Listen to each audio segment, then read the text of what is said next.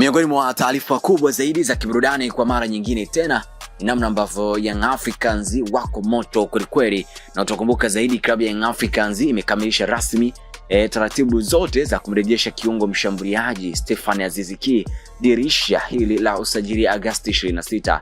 Uongozi wa Yanga umefanikisha usajili huu mara baada ya kukamilisha mauzo ya mshambuliaji wao Aurier Depo aliyeuzwa kwenda klabu ya Petro di Luanda nchini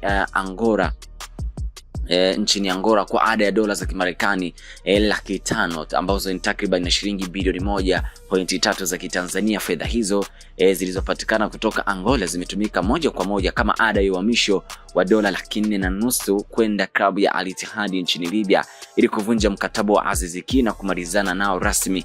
Na utakumbuka kabisa kuwa kila upande wa maslahi binafsi na malipo kati ya klabu imeshakamilika. Stephane Aziz Ki anatarajiwa kutambulishwa rasmi muda wowote kuanzia sasa kama mchezaji mpya wa Young Africans, kwa maana kwamba wanasubiri warejee kutoka kule Zanzibar visiwani katika dabi yao na kwenda kumsainisha Aziz Ki. Na katika swala zima la bonus na mshahara kwa Young Africans na Aziz Ki sio issue kubwa. Issue kubwa ilikuwa ni kuvunja mkataba, na mpaka sasa Young Africans wameshamaliza huo utaratibu. Kilichobaki ni kumsainisha na kumtambulisha Stephane Aziz Ki. Na utakumbuka zaidi mpaka sasa Young Africans wako mbioni kumtafuta replacement ya kumfanya namba 10 kiungo, kumfanya namba 10 machachari ambaye ataweza kuwasukuma katika mechi zao za klabu bingwa lakini na ndani ya ligi hapa Tanzania.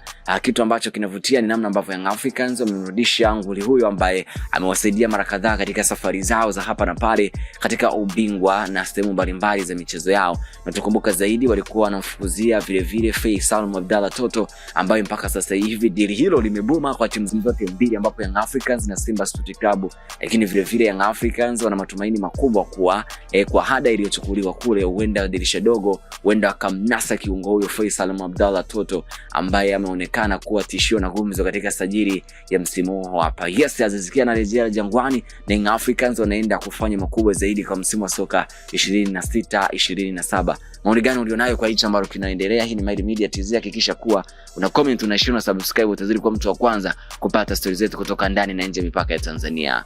Bye bye.